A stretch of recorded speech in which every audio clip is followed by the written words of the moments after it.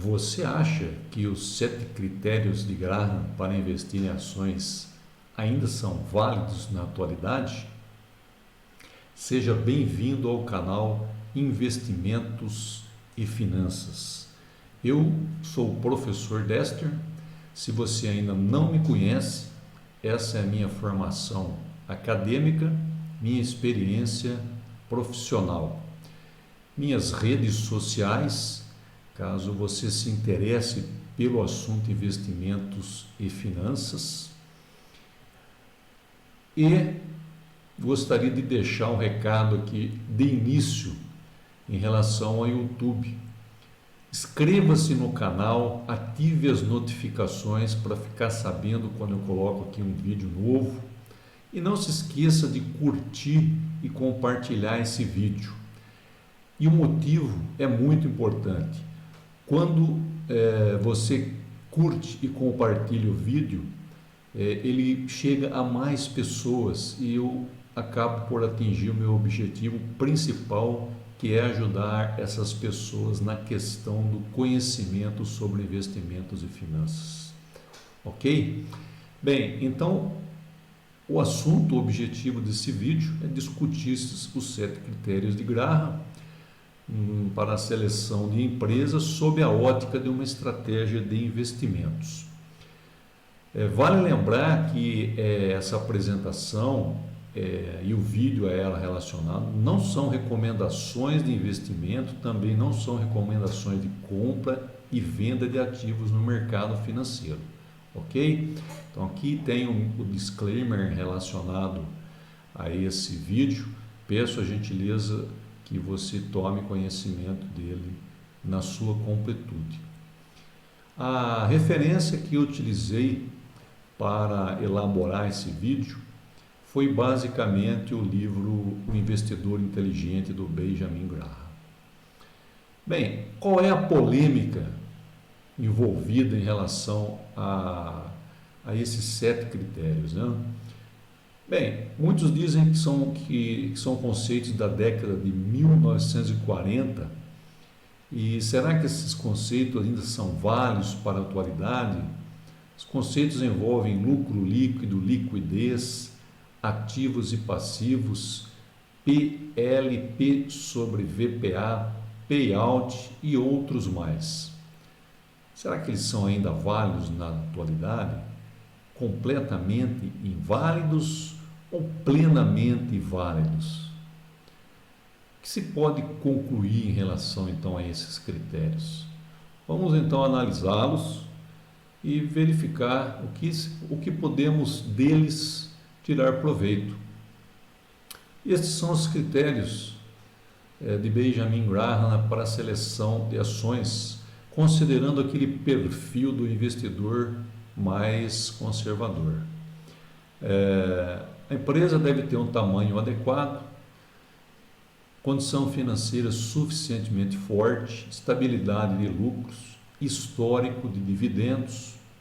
E aqui eu gostaria de deixar uma informação importante. Devemos focar no critério de forma geral. Veja que eu até destaquei aqui em letra de cor diferente, uma cor diferenciada, o que é importante no critério. Porque as métricas que o Graham utilizou naquela época podem não se aplicar na atualidade.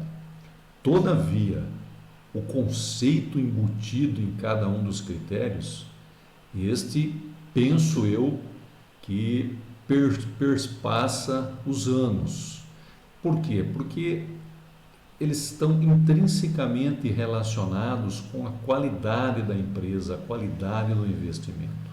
Então, ao invés de focar nas métricas, tipo receita anual, liquidez corrente maior que 2, não sei se nós vamos conseguir sempre uma liquidez corrente maior que 2, um lucro líquido maior que 0 nos últimos 10 anos, é um critério que faz muito sentido.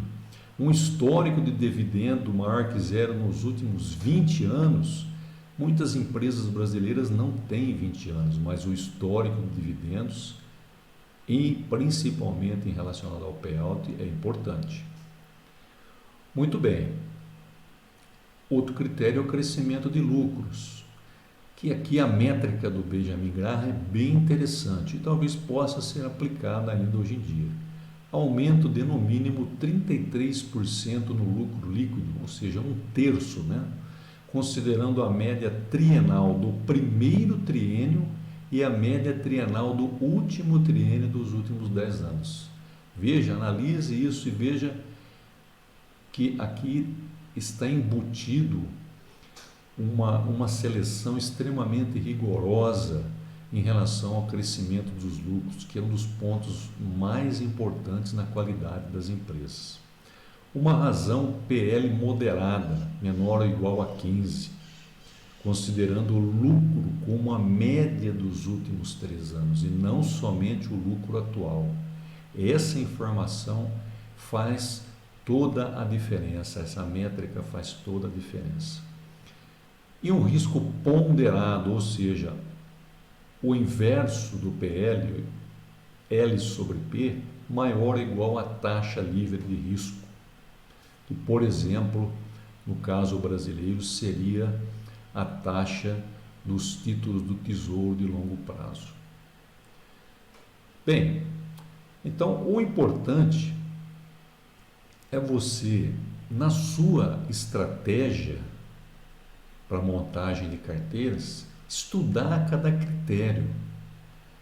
Não os valores propostos, mas o critério como filosofia.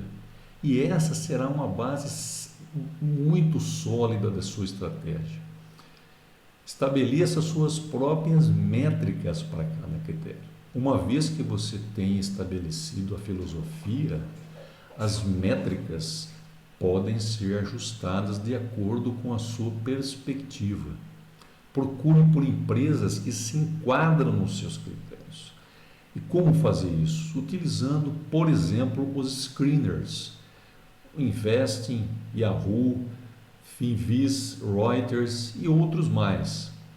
Monte sua carteira adotando uma das estratégias de carteira que existem disponíveis para você estudar, seja no YouTube, seja em livros, seja em artigos. Por exemplo, pode ser a técnica da carteira balanceada, da carteira estratificada e outras técnicas. Por fim, estabeleça um plano de acompanhamento da sua carteira. Quanto vai ser em montante os seus aportes iniciais, em quais empresas? Você vai fazer um aporte periódico, vai fazer um balanceamento, vai fazer um aporte único de grande valor.